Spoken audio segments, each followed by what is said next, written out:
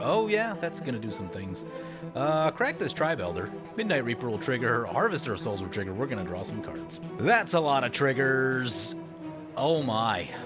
Today on Commander Replay, we check out this Chevill Umori All Creature deck and find out what a Harvester of Souls can do with a board wipe. Next on Commander Replay.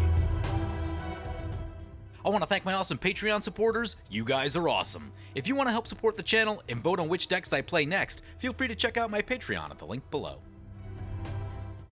Choose our companion. Welcome back, everyone. Playing some Chevill Bane of Monsters, companioned with Umori the Collector. This is going to be a 64 creature count kind of deck because of the Umori clause. Anyway, let's take a look at this opening hand. This hand has ramp, which I like. Let's go ahead and keep this. So this is now my third game with this deck. In the first game, the game crashed, but things were going okay, which I was annoyed about. In the second game, over 15 turns, we only drew 4 lands, so probably not going to show that one. And, you know, there were some moments that, like, probably could have got out of it, but a board wipe happened, and when you have entirely creatures in your deck, board wipes are devastating. So the key to this deck is really mana production, so keeping a hand that has mana production is going to be a big deal. What I did find, like in the first game, the big problem was you're basically on a land per turn, and it's kind of difficult to ramp. So it's really hard to get your lands ahead of the turn count, and the mana curve to this deck was fairly clunky when it came over. I've made probably about 10 changes at this point, and most of it is get rid of expensive stuff, add more things that make mana. Because the deck just wasn't producing enough mana initially, so when you have big expensive things to cast, having more mana is what's going to allow you to do that. So anyway, it brings it to our turn 1. There's an Undergrowth Stadium. I think we can go ahead and play that. We'll drop in this Elves of Deep Shadow. Looking at a turn 2 Burnish Heart should be pretty good. We'll go ahead and take a peek at the deck. So here's the deck list. I definitely trimmed a 6-drop from the deck. There were 8 when it started. I think I trimmed a 4-drop, maybe a couple from the deck. It was a little bit clunky there as well. And when you have a deck that's just like clunky on mana like that and isn't able to ramp particularly well, that's kind of a recipe for disaster.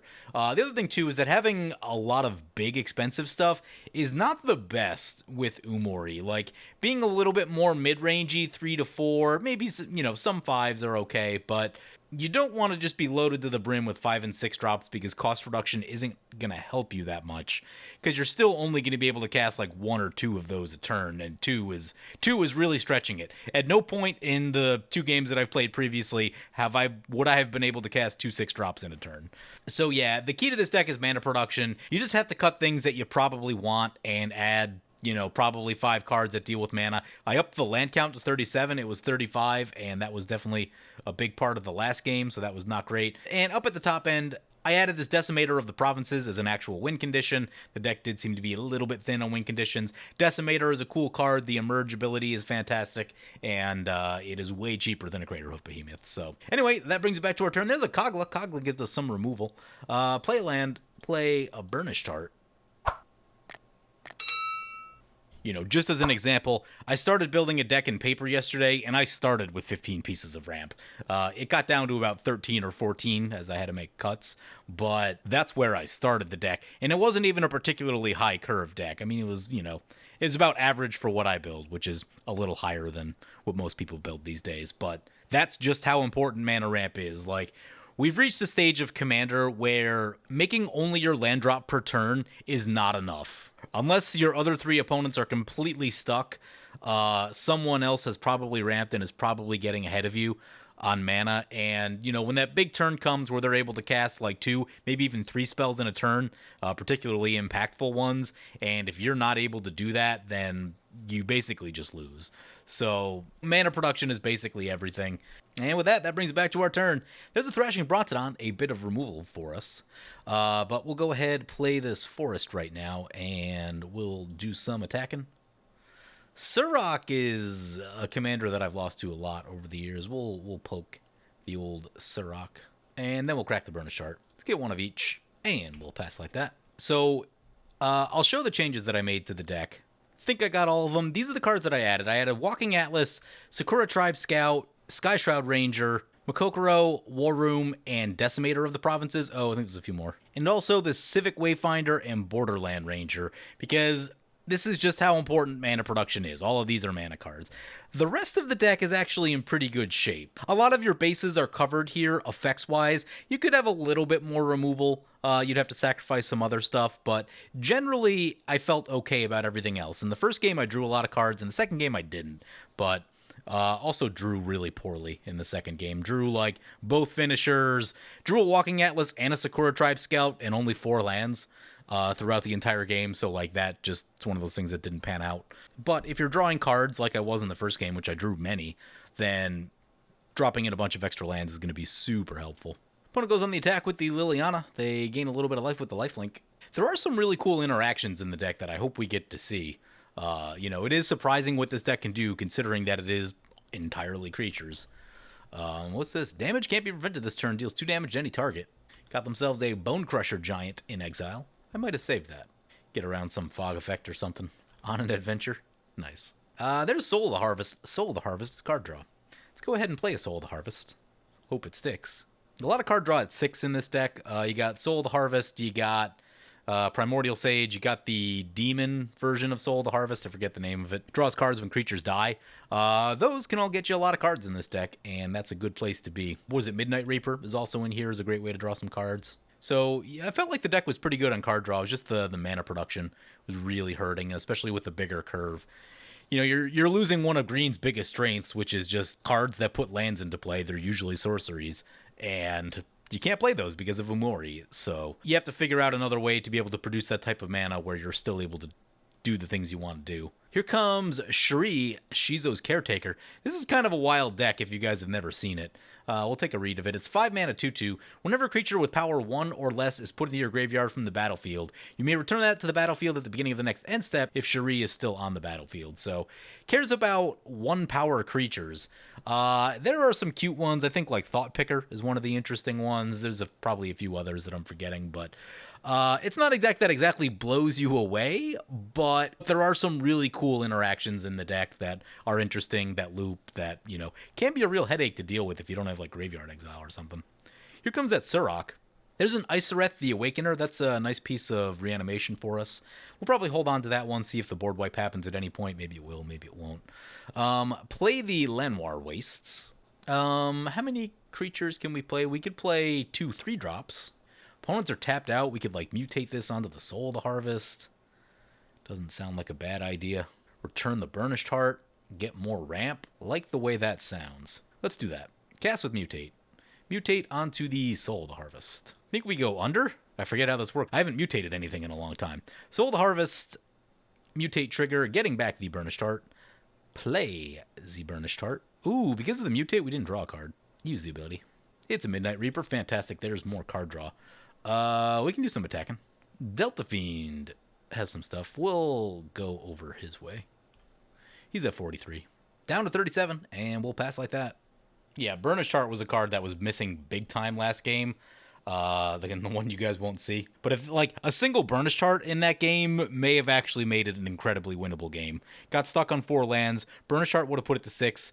I did see Isoreth and some other recursion later in the game that I couldn't really use because there wasn't mana. So having just a couple extra lands may have allowed us to get everything back. So it just speaks to how good Burnished Heart is and how important mana is.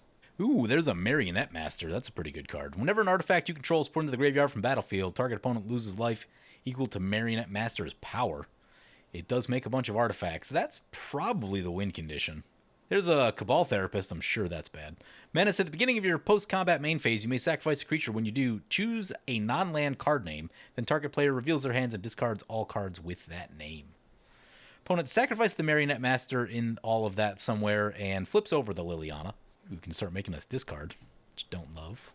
Yeah, probably need a bit of removal. What's this do? Enters battlefield, fights up to 1 target creature you don't control. We'll probably want to do that. How to get this thing off the battlefield, though, that thing's a pain to get rid of. Because with that, they can just keep bringing stuff like that back. There's a Yorvo. Those get big. And here comes the Bone Crusher Giant. Giant Tribal, maybe, with Surrak. Gives your other creatures trample. Team Trample's cool. Also, Team can't be countered. Gonna swing into the Liliana. That's a good idea. I'd prefer not to discard cards. Opponent's gonna do some blocking. Gonna do a lot of blocking. Probably gonna kill the Surrak. There's some Shirei triggers. Yeah, I have no idea how we're gonna get rid of that Shirei. Yep, all the stuff coming back. Problem becomes that if Marionette Master's on the battlefield, then we all lose a lot of life in a board wipe. And it's going to fabricate again. Yep. This deck is kind of going. It's definitely going. Acidic Slime is a card. We can get rid of their sack land. Doesn't seem like an awful idea. Still, the Darksteel Plate is a problem. But we also want to get this Burnished Heart cracked, so only have 4 mana, sadly. If we catch a land off the top, we could do both, but don't know if that'll happen. I guess we play the Midnight Reaper. Draw a card. It's a land. Oh, maybe we can't do this. Nope, we still have to crack the Burnished Heart. Crack the Burnished Heart. Midnight Reaper will trigger. We'll get to draw a card. And get 2 more lands. Into play tap. We have our next land drop lined up. That's pretty good. We've got 2 mana open. We can cast our Commander on 2 mana. That seems reasonable. There's a chance that this thing's probably going to die. Use the ability to draw a card. Yeah, okay. Getting some value right here. Oh, right, it won't come back till our turn. Tribelder. Tribelder is more card draw for all of our stuff. More ramp. Solemn Simulacrum. Yep. Cracks the Croson Verge. Cabal Therapist. Yep. They might hit us just because we've drawn a lot of cards. Shirei trigger. No, I'm going to go for Delta Fiend. Interesting. Introduce our opponents, by the way. We got Delta Fiend piloting Jodah Archmage Eternal. They said this is going to be a Converge style deck. Oh my god, those are some cards. Ashen Rider is Exile. That's a good one. I want to get to that one real soon. Conflux is incredibly powerful. Last Stand. And Mirari's Wake. Yeah. They chose the chosen card was Cyclonic Rift, which they did not have. Can force each player to discard a card. Don't love it. What are we getting rid of? Thrashing Brontodon, maybe, just because there's not really targets for it. Could shoot a Soul Ring, I guess, but we have ways to get it back. Isoreth. There's some other stuff in here that'll do it. What was that? Opponent uses a Profane command, shoots our commander. We draw a card with the Midnight Reaper. There's the Beast Tracker. Beast Tracker is interesting because it finds us win conditions. Could definitely go find the Decimator of the Provinces with that, which we might. Send an attack over to Delta Fiend. They'll be able to eat a couple. They just take. Opponent's got a Hell's Caretaker. Those are good. The thing comes back, fabricates 3 again. Yeah, it's just a lot of tokens over there. That's a Gaia's Cradle. Those are good. Make things get wacky. Surtland Flinger. When it attacks, you may sacrifice another creature. When you do, deals damage equal to the sacrificed creature's power to any target. If you sacrifice the giant itself, it'll do twice as much damage. There's another land for us. Actually, don't know if I want to play that just yet. We'll see. We'll see. I really want to Acidic Slime the High Market. I think that's going to be a good idea. So we'll hit the High Market, and we'll draw a card with the Soul to Harvest. Opponent can use the Marionette Master one more time. Sacrifice it. We draw a Harvester of Souls. That's really good board wipe protection. We would have exactly enough to cast Harvester of Souls. We still have the Midnight Reaper, but that's even better. Never a non-token creature dies. Yeah, we'll be doing some of that. Let's just get this in, because opponent's got a sacrifice deck, so yeah. Draw with the Soul to Harvest. No real good attacks anywhere, so I think we keep chilling. So right now it's turn 7, and we are on 10 lands. Not bad. Not bad. That is some decent ramp. Got a lot done with the Burnished Heart, thankfully. Got the Sakura Tribelder ready to go as soon as we can find some mana for it. But given what's going on with the Marionette Master, they're probably not that far away from really getting out of control. So, here comes the Ashen Rider. See what they want to go for. Gonna go for the Marionette Master. Hopefully there's no sacrifice effect. Okay, thank God. That's exiled, so now we don't have to die to that. Opponent still has a lot of tokens, but they'll be much slower now that they don't have that effect ready to go. They've only really got the Cabal Therapist. So they're going to be looking for some other creature that they can loop, which thankfully that should give us a little bit more time to set up here. I would love to get Umori in. Umori would make everything else so much cheaper to get going. Cabal Therapist, Shirei. Yeah, going to choose Delta Fiend again. They know what's in their hand, and there's a Conflux in their hand. Also Mirari's Wake. Woodland Wanderer.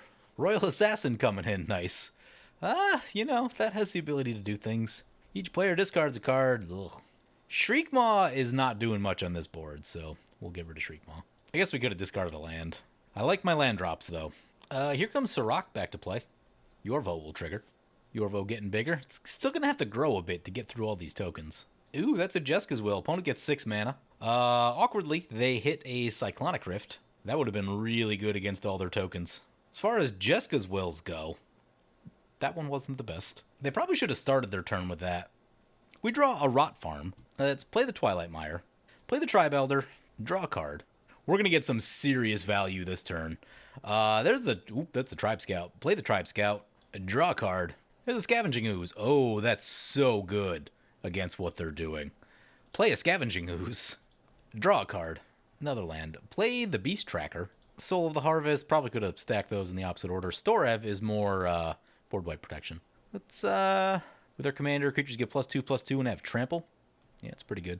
Let's get a Decimator of the Provinces, because why not? I'm going to go for the big time overcommits and also drop the Isoreth right here. Opponents are low on cards. I'm not expecting the board wipe. Even if they, you know what? Even if they do wipe the board, we have a lot of backup protection, so I feel okay about that. Still not great attacks anywhere, so we'll pass like that. Ooh, they can thought pick the Decimator of the Provinces out of our hand. That's not great. Should have thought about that. Should have left it on top. Opponent still got that Conflux? They got a Radiant Flames. X damage each creature where X is the number. Oh yeah, that's going to do some things. Crack this Tribe Elder. Midnight Reaper will trigger. Harvester of Souls will trigger. We're going to draw some cards. At least we don't have to get the Decimator thought picked. Orin Frostfang is a very good card. Man, that 3 damage is going to clear out most of our board. As a Questing Beast. Get a land. Looks like we got a lot of green, so I think I'm going to keep going green. We can exile something. What seems like it needs exiling. High Market, I guess. Kind of a big piece of their deck. Hopefully we find a Reliquary Tower. Probably going to need it with all the cards we're about to draw. That's a lot of triggers. Oh my. Hopefully the game doesn't crash. Oh god, we have to stack all of them. And it's freaking out. Yeah, that's a lot of triggers, and we are going to draw a lot of cards. Witch of the Moors, Leyline Prowler, Civic Wayfinder, Thunderfoot Baloth. Nope, there's the Reliquary Tower. Perfect. Make sure we play that. Uvenwald Tracker. Oh god, we have to click. We have to click yes on all the Harvester ones. Harvester of Souls, card you don't see as much anymore, but can still be really good. It's, you know, even if you only draw like 3 or 4 with it, it's still solid. Plus it's big, it's death touchy. Good card. Get it in before the board wipe and, you know, get way ahead on card draw. What else did we pick up? Many more creatures of varying types. Pharika is more graveyard exile. That's good to keep in mind. This is recursion for small stuff. Also destruction if we sacrifice a creature. Both of our 6-drops survive, thankfully. Yeah, I mean, as far as 3 damage burn spells go, that's one of the better ones I've ever seen right there. That killed a lot of things. You know, it might make sense for us to try and go for Umori right here. Probably still going to take us a little while to get enough stuff to have the win ready. It did also get a lot of our life. We're down to 19, and there is a big flyer at the table. There's also giants at the table. So you do have to be careful of those. Opponent's going to send the Ashen Rider over to the Liliana. I can support that. Opponent not wanting to discard anymore. Also, the ability to bring stuff back is pretty good as well. Yeah, that's kind of how this Shirei deck goes. It comes out, it does something kind of annoying, and then people try to deal with it, and then it does seem to get stuck a lot after that. That's been my general experience, kind of seeing this deck a handful of times over the years. But there are some really cool interactions in the deck. I would love to check it out at some point, but who knows when I'll have time to do that. Wow, how much loyalty does Liliana have? It's down to 2, so they can. It's not dead. There's a Thaumatic Compass. Yeah, those are helpful. Opponent's going to use it to get a land. Got to try to keep up with our mana production. A whole bunch of Shirei triggers, but is anything coming back? Yeah, a couple things might come back. Also, the Compass will flip. Yep, the Royal Assassin and the Hell's Caretaker both come back. I don't think we have a ton of life gain in the deck. I would love to find it if we do, though. Cabal Therapist sacrifices it. Yep, gonna stay on Delta Fiend. Got some bad blood going over there. I mean, with us, they could, like, name a green or black card, and they'd probably hit one. They choose Conflux. Conflux about to go down. What's the last stand do? 2 life for each swamp. Damage target creature to mountains. Green 1/1s. Gain 2 life for plains. Draw a card for each island. Okay, there's no, like, red wipe the board mode or anything like that. What's the black mode do? Oh, loses 2 life. Yep. I mean, that's actually kind of an issue. If they had, like, a Prismatic Omen or something like that, it'd be bad. Gonna force each player to discard a card. I think we'll be all right. We can discard a land, I think. Grim Backwoods seems fine to get rid of. That's gonna put the squeeze on opponents because they don't have a lot of cards. So if either of them can find card draw, then they'll be able to stay in the game. But like with what's on the board right now, if everyone turns on us, it would be a problem and we'd probably die. But like, oh, opponent can destroy the Ashen Rider. Let's see what they want to target. Might come our way. In either case, they can remove, like, some very important blockers. You got to think about the Soul of the Harvest just because we have so many cards in hand, we're going to keep drawing more. Nah, goes for the Darksteel plate. Not interested in what the Shirei has to offer. They have a blood feud going, and it is working out beautifully for us. Use the ability. That's a Sir Conrad. That's a silly card. Cabal Therapist coming back. Rhythm of the Wild. Good card, but you need something to follow it up with. You gonna see some giant action right here? Yeah, he's gonna put 2 into the Liliana. This should hopefully get rid of it. They can sacrifice a thing if they want. They do. Goes 12 damage to the face of Shirei. I'm surprised they didn't come our way, actually. Because that would put us very low. Well, there's God Eternal Ronas. The only thing we need to do, we need to get bodies into play, survive a turn, and then play Ronas and Decimator, and that should do it. Liliana goes down. Finally getting some damage through. I guess it's been a lower power game, and there's been some weird effects. A lot of tokens, couple big things out there, so yeah, not a lot of damage has gone through up to this point, but what can you do? Let's go find that Reliquary Tower, make sure we get that into play. Reliquary Tower is now in play. I really wanted to go for Umori, but we have so many things in hand that I think we just gotta, cast as many things as we can. I like Storev because it's got decent size to it right here, even unassisted. It's pretty good. We draw a card. We should probably get the Conrad in just in case. It, too, also has decent size to it. We'll cast Farika. Oh, there's a Walking Atlas. We could definitely use that now. But I think this game's going to go one of 2 ways. Either we get crushed by something. Probably a lot of life loss is what I'm honestly worried about. Or we're probably just going to win on the next turn if no one deals with our stuff. I'm just going to try to chip both opponents down a little bit. This thing have trample? It has trample. Just get those life totals just a little bit lower. Make the Alpha Strike that we need to do next turn just close the gap on that a little bit. We still need to do, what is that? Probably almost 100 damage. I think it's about 90. Opponent's going to block. We'll trample them for 1. I think I also added the Reliquary Tower to the deck.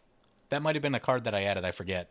I did notice that the deck was drawing a lot of cards, so Reliquary Tower does seem very important. Opponent loses a life. Well, each opponent will lose the life. And we'll draw another card. We should definitely not play the Orin Frostfang, because I've definitely died to my own Orin Frostfang before. Definitely had that happen. I thought it would kill everyone at the table, and 2 opponents survived at 3. And then I drew, 54 cards or something absurd like that. And then I died because I didn't have 54 cards. Time for last stand. No, it's a Skyclave Relic. Kicked. Cool. Ooh, opponent's going to decimate. We're going to lose some stuff. Losing a land, losing their Conrad, Rhythm of the Wild, and Soul Ring all going to go down. Did want that Conrad. We'll draw another card. Use the ability. Varagoth, Blood Sky Sire. That's a really interesting looking card, by the way.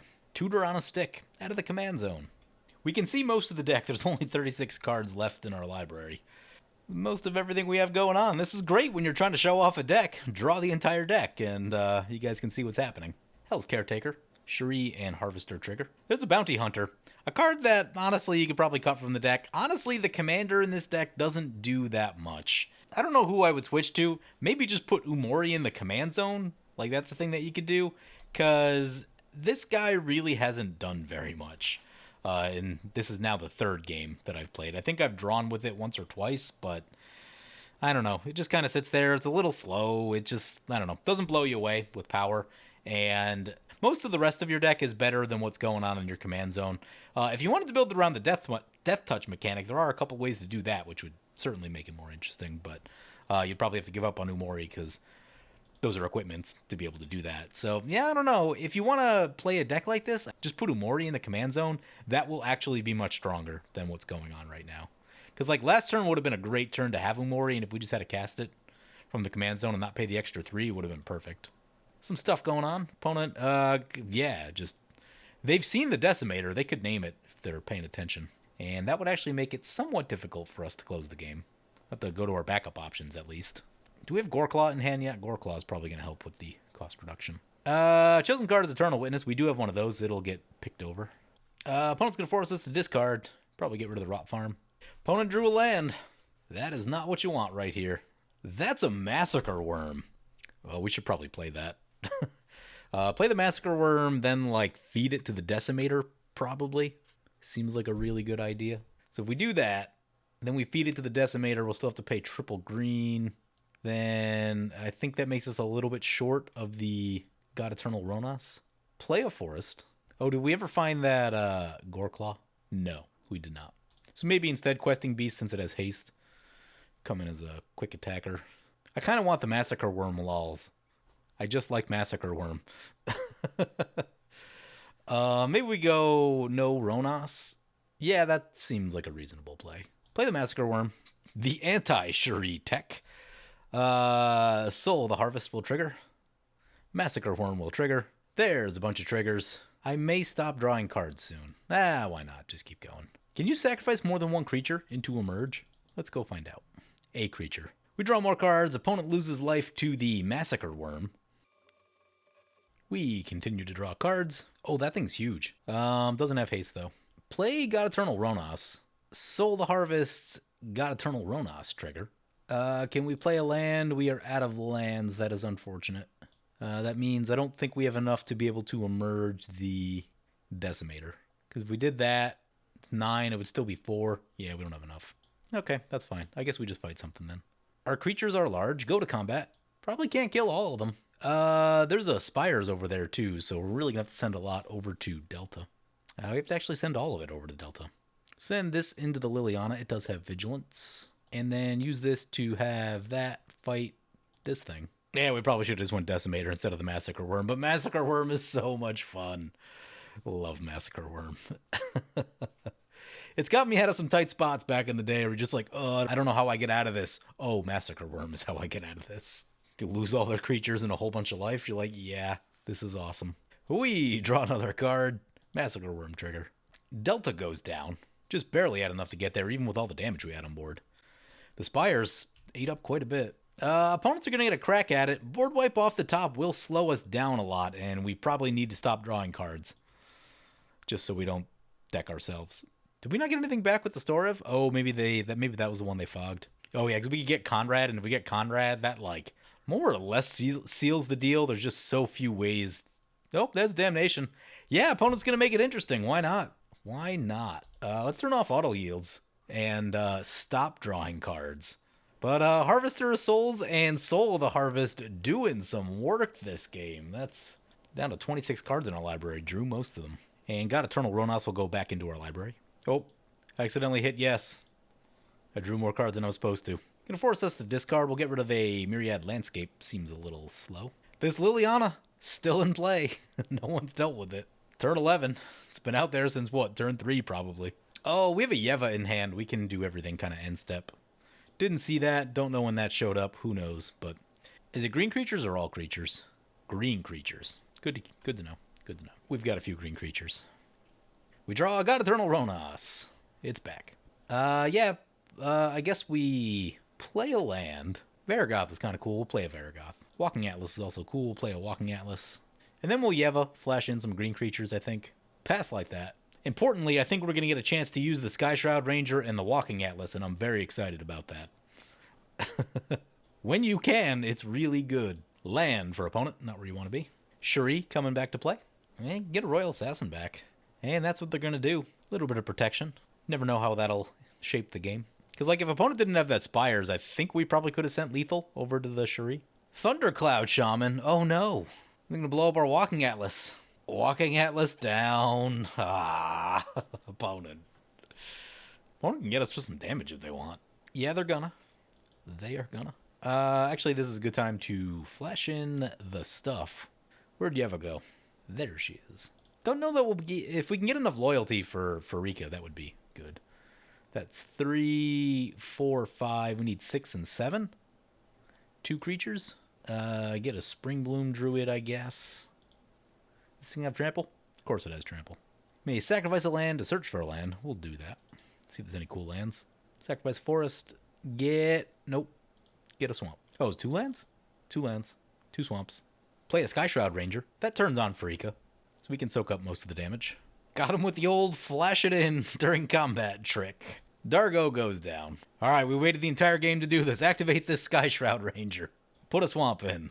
Play a swamp. There's a Tendershoot Dryad. Play Decimator of the actually get Questing Beast first, right? 10, it's 12, 13, 14, 15, 16, 17. 17, so that'd be 10 plus 4. No, just Decimator, yep. Cast Decimator. Creatures we control get +2/+2.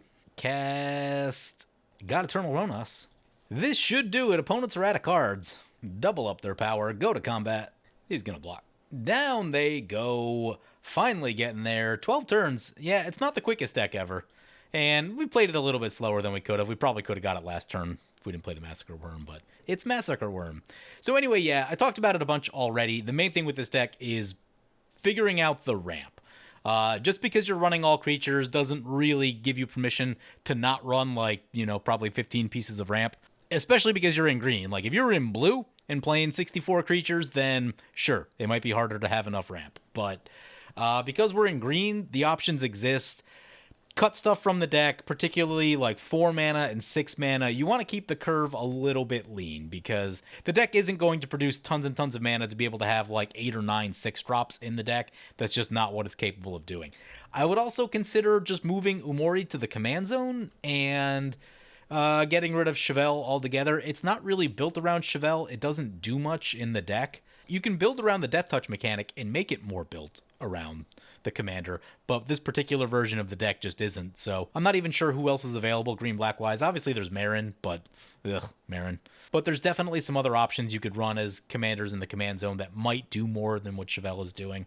But, you know, if you're just running all creatures, why not put Umori in there? That way you don't have to deal with the extra 3. Also, if you lose it for some reason, you can get it back from the command zone as opposed to it going to exile, which happened in the last game. So, but anyway, these are the additions I made to the deck. I cut some stuff. I cut the black creature that gives you Monarch. I cut Soul of New Phyrexia, and then just some other random creatures that I didn't think were as good. So, yeah, just the mana production is everything with this deck. So once you figure that out, then the deck should start to click decently well. And it turns out, like we said, Soul of the Harvest and Harvester of Souls, really good cards when they stay in play. So anyway, hope you guys enjoyed the video. As always, feel free to comment, like, or subscribe. Thank you for watching. Commander Replay t-shirts, available in orange and colors beside orange. Hey guys, help support me and save 15% on singles by using the promo code REPLAY at mothershipatx.com.